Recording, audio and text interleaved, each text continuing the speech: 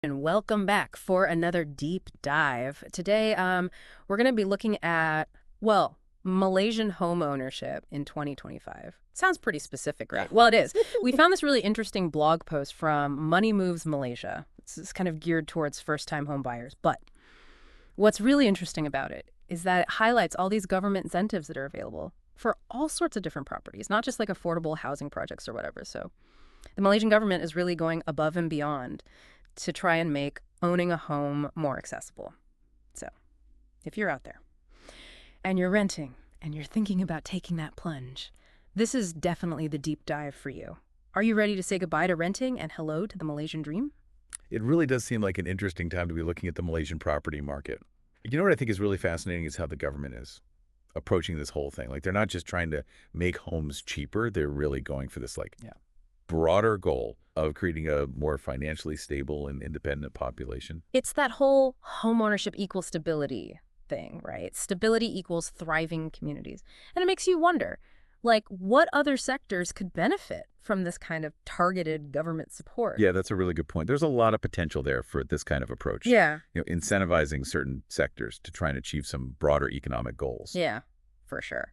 But for now, let's get back to these home ownership initiatives. This blog post highlights two main programs. There's the Skim Jaminan Credit Perumahan, SJKP for short, and SJK. There's some really attractive tax relief options. So let's start with SJKP. What's really cool about this is that it's basically a loan guarantee, specifically designed for people who don't have the traditional fixed income or pay slips that banks usually ask for. So we're talking about freelancers, gig workers, online entrepreneurs, all those folks who don't fit into that classic 9-to-5. Yeah. It seems like the government is really recognizing how the world of work is changing, and they're adapting their policies to keep up. Exactly. It's a big shift. You know how we used to assess financial stability? It's being challenged. In this SJKP, it could really represent a change in how we view risk and opportunity. Yeah, that's a really good point. And we're not talking about small potatoes here. This program offers loan coverage up to RM 500,000. That even includes fees.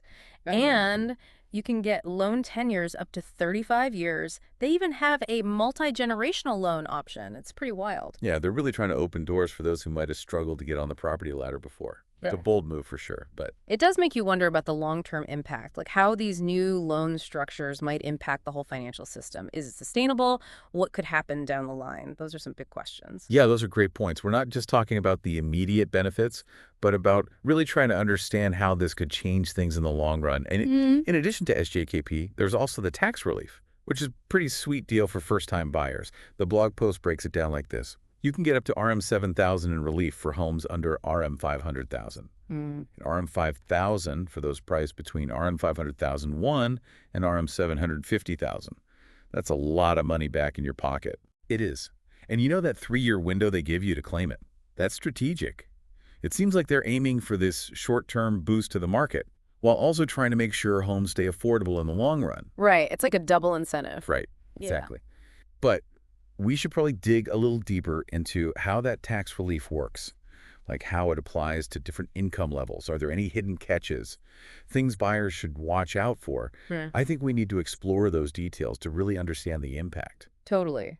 Transparency is key. We don't want to sugarcoat anything. Let's make sure our listeners have all the facts before they make any decisions. So let's break it down. What are some of those key details we need to unpack? Well, first off, we need to understand exactly what part of the loan this tax relief applies to. The blog post mentions something about the interest portion, but I think it would be helpful to explain what that means for those who might not be familiar with the ins and outs of mortgages. Okay, so let's talk about interest.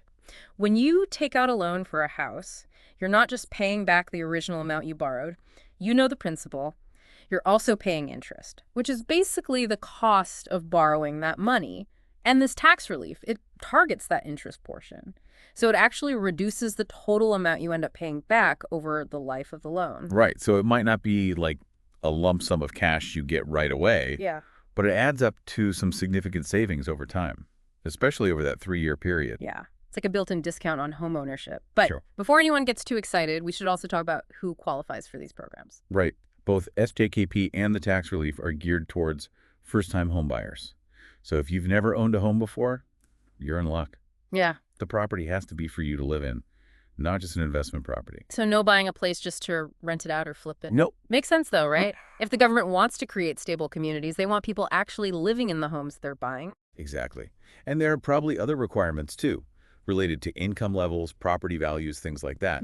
It's always best to do your homework and make sure you qualify before you get too far into the process. Absolutely. And I think getting pre-approved for a loan is a smart move, too. It shows sellers that you're serious, and it helps you figure out what you can actually afford. Definitely. Being prepared is so important when you're buying a home. So let's say our listener is ready to go. They've done the research. They've got that pre-approval, and they're ready to start looking. What should they do next?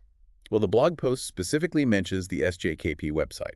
That's a good place to start. You can find all the details about the program there, check your eligibility, even start the application process online. Great. And of course, start looking at listings. See what's out there in your price range. And remember, that tax relief can really make a difference in how much house you can afford. Yeah, don't forget to factor that into your calculations. Yeah. Don't be afraid to ask questions. Talk to a real estate agent, a financial advisor, even friends and family who have bought homes before. Yeah. The more information you have, the better prepared you'll be. Absolutely.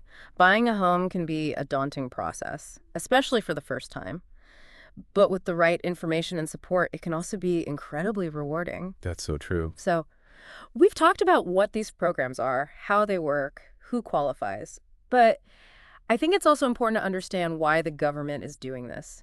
What do you think is the real driving force behind this push for homeownership?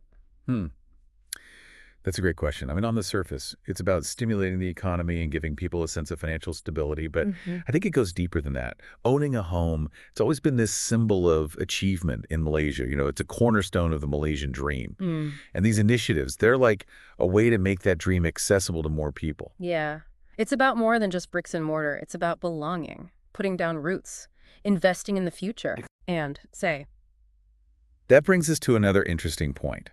The potential ripple effects of these programs.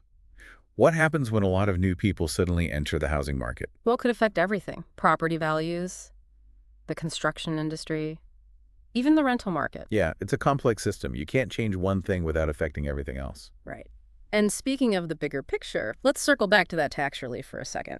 The blog post mentions that it applies specifically to the interest portion of your loan. Can you break that down for our listeners? What exactly does that mean? Sure.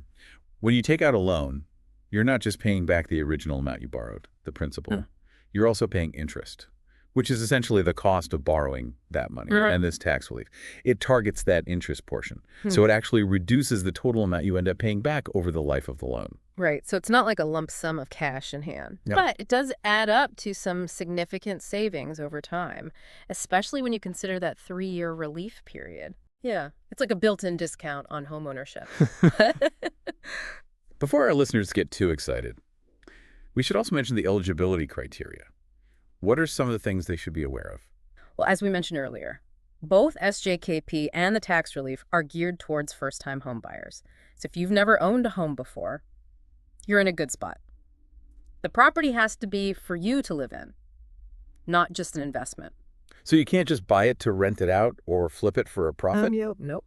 Makes sense, though. The government wants to create stable communities. Right. And there are probably other criteria related to income and property value and all that. It's always a good idea to do your research and maybe even talk to a financial advisor. Absolutely.